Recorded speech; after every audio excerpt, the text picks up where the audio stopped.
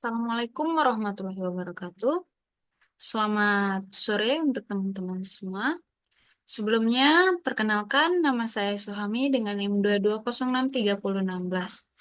Em, Sebelumnya, yang saya hormati teman-teman sekalian, em, dan Bapak dosen pembimbing pengampu mata kuliah pengaman Gardu.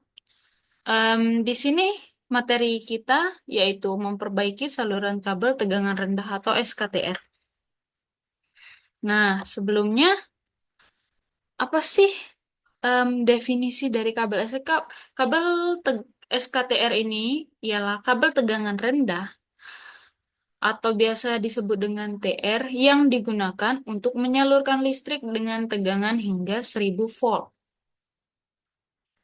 Nah, umumnya biasanya digunakan di instalasi perumahan, industri kecil, dan perkantoran.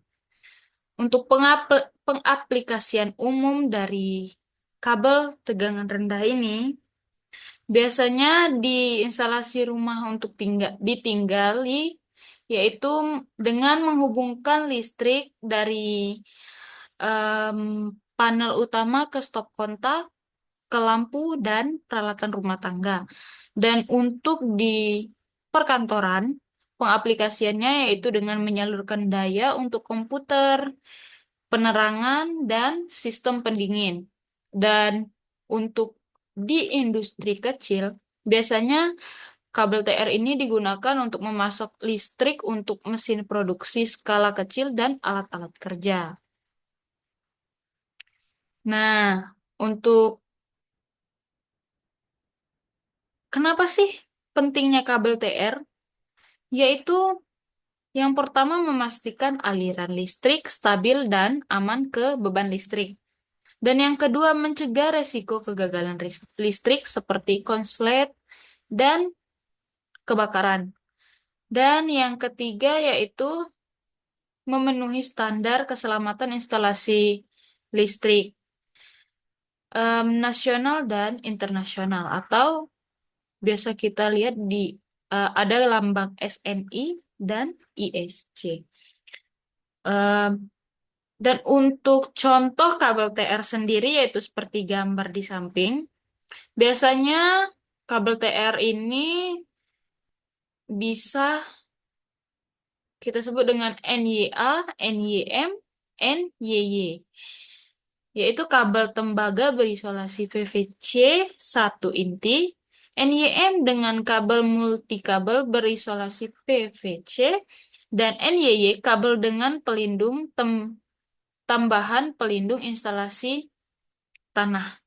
Nah, seperti contoh yang di samping, 3 inti tembaga dengan dilindungi isolasi sambungan PVC dengan lapisan yang pertama dan lapisan yang kedua.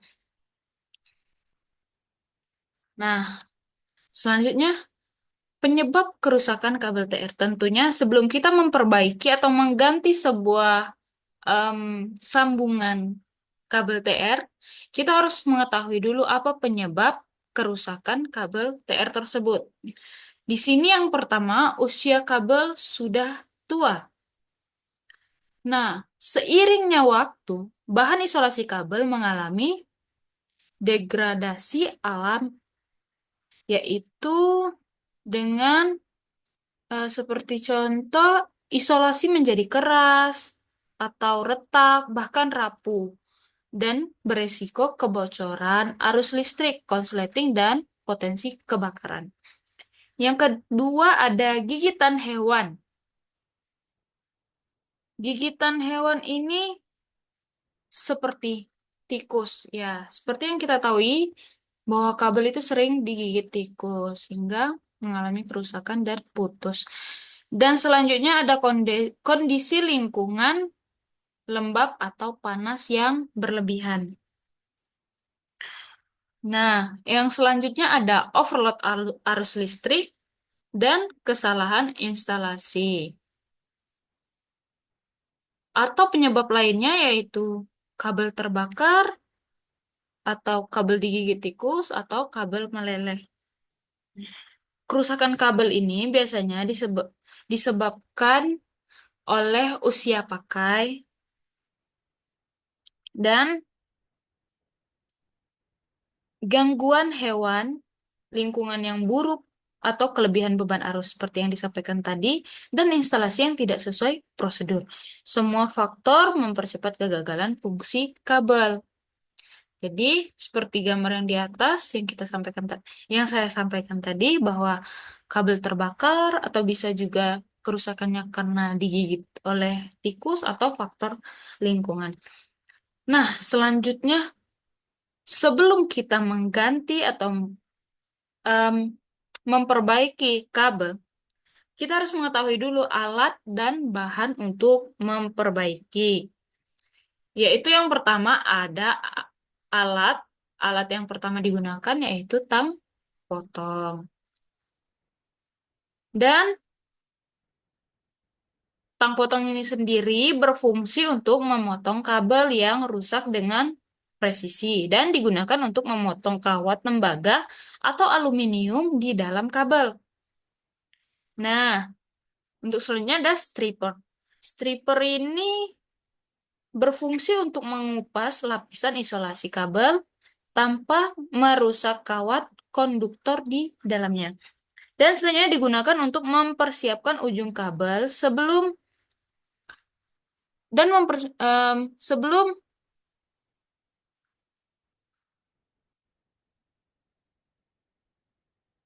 disambungkan atau dipasangkan ke terminal. Nah, untuk selanjutnya ada obeng. Obeng ini berfungsi untuk mengencangkan atau membuka terminal sambungan kabel. Dan selanjutnya ada multimeter, yaitu untuk mengukur tegangan listrik, resistensi, dan kontinu- kontinuitas kabel. Dan digunakan untuk memastikan kabel sudah tidak bertegangan sebelum bekerja, serta untuk menguji sambungan setelah perbaikan.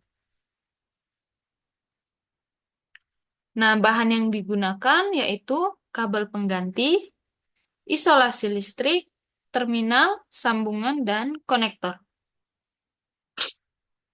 Nah,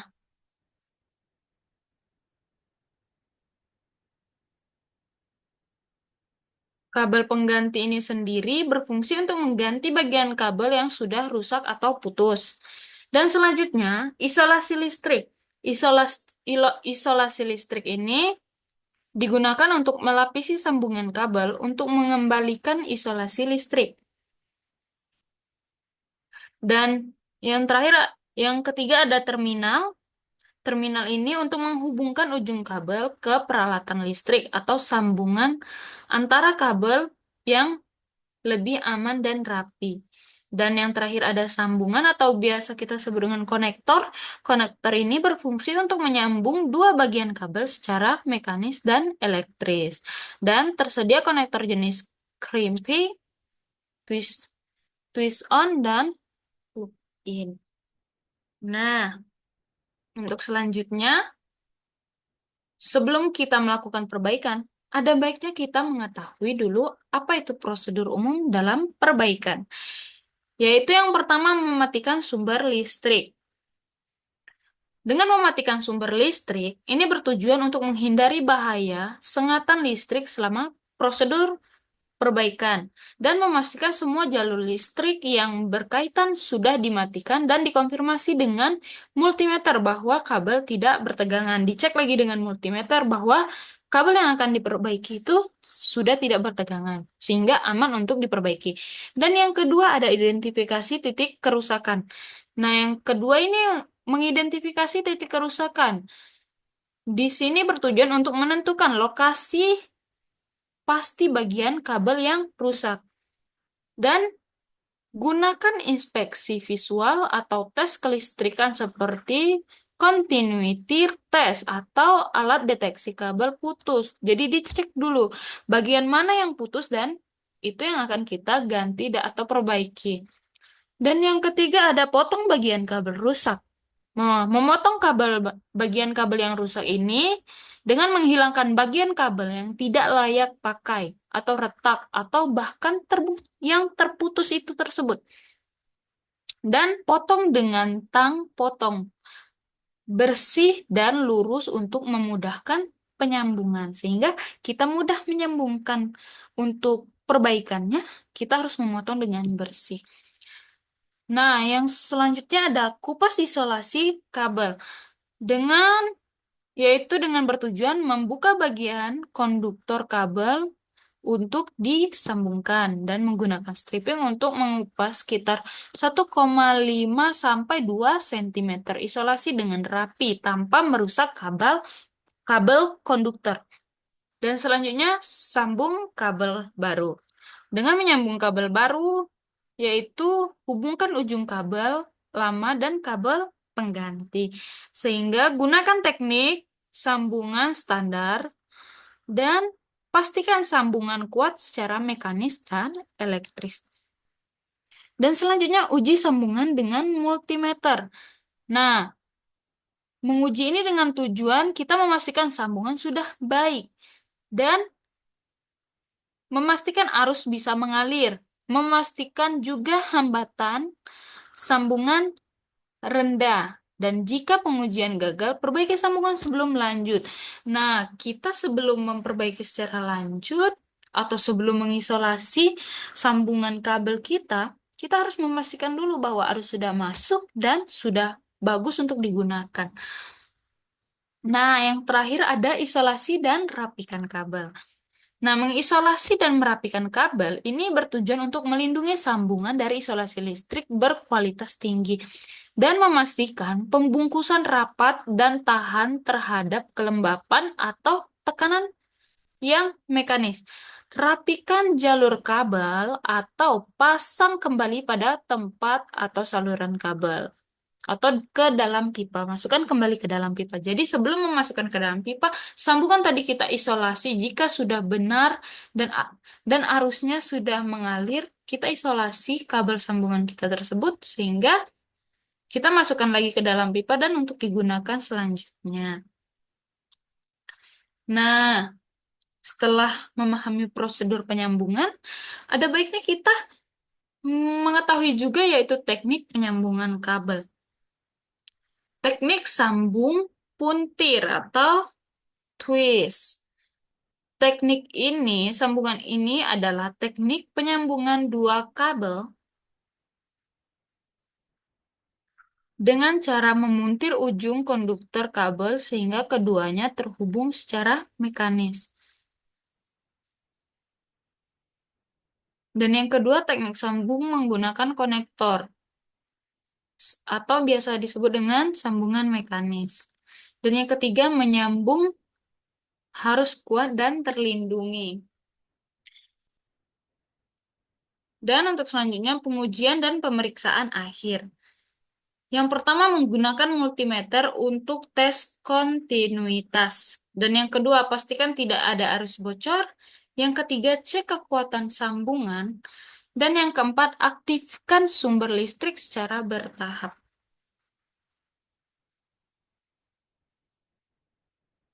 Nah, jadi menggunakan multimeter untuk mengetes kontinuitas, yaitu dengan mengukur kontinuitas atau ketersambungan arus di dalam kabel yang telah disambung. Dites ini memastikan bahwa arus bisa mengalir dengan lancar melalui sambungan yang telah diperbaiki. Dan yang kedua yaitu memastikan tidak ada arus bocor. Memastikan tidak ada arus bocor ini bisa terjadi jika sambungan tidak terlindungi dengan baik atau jika ada kerusakan pada isolasi kabel. Tes ini penting untuk memastikan sambungan sudah aman. Dan selanjutnya, cek kekuatan sambungan. Nah, mengecek ini penting untuk memverifikasi bahwa sambungan kabel yang telah diperbaiki ini kuat secara fisik dan elektris. Kekuatan sambungan mencegah sambungan longgar yang bisa menyebabkan pemanasan berlebihan atau kegagalan sambungan. Nah, yang keempat ada aktifkan sumber listrik secara bertahap. Nah, setelah tes selesai dan sambungan dinyatakan aman, mengaktifkan kembali sumber listrik secara bertahap untuk memantau sambungan kabel yang telah diperbaiki.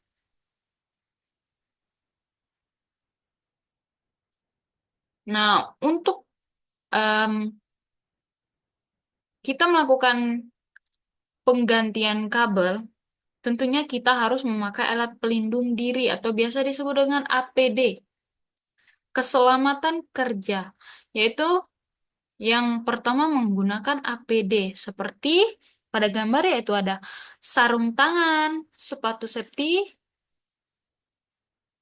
dan yang kedua yaitu memastikan sumber listrik mati total. Dan yang ketiga, jangan bekerja saat basah atau hujan. Hindari basah karena air bisa mengalirkan listrik. Dan yang terakhir ada perhatikan standar instalasi listrik atau SNI atau PUIL.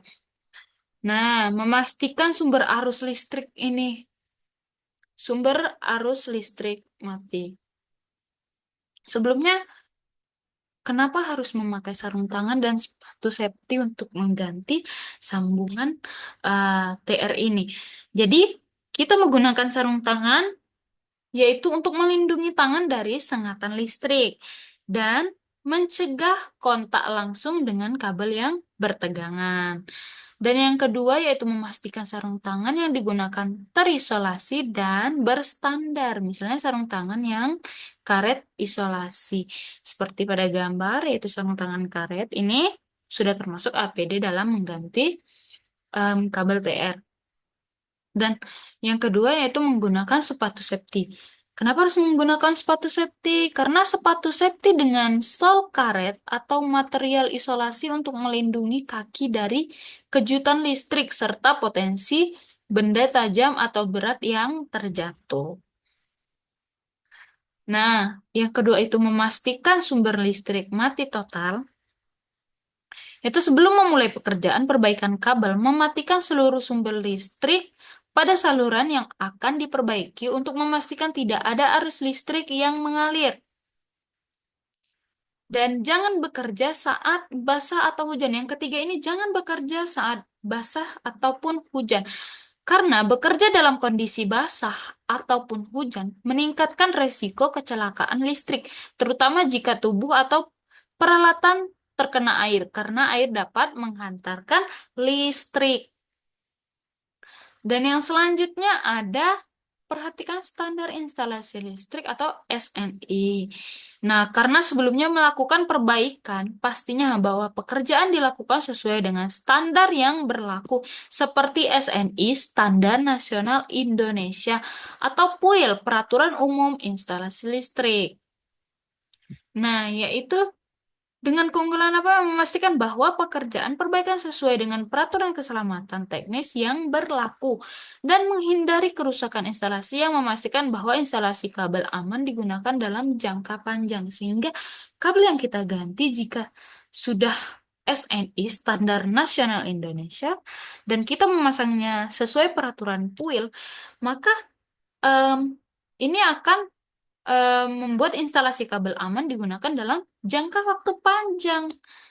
Nah, jadi dapat disimpulkan bahwa em, materi kita hari ini yaitu perbaikan kabel TR ini memerlukan ketelitian dan kehati-hatian dan harus sesuai prosedur dan standar keselamatan dan juga pemeriksaan berkala dapat mencegah kerusakan lebih lanjut sehingga jika sering diperiksa maka kita akan secara tidak sadar berkala dapat mencegah kerusakan lebih berlanjut. Dan perbaikan kabel ini memerlukan ketelitian dan kehati-hatian ini di mana kita memerlukan kehati-hatian dan ketelitian jika tidak itu akan sangat berbahaya. Mungkin sekian materi yang dapat saya sampaikan. Lebih dan kurangnya saya mohon maaf. Kepada Allah saya mohon ampun. Akhir kata wabillahi taufiq wa hidayah. Wassalamualaikum warahmatullahi wabarakatuh.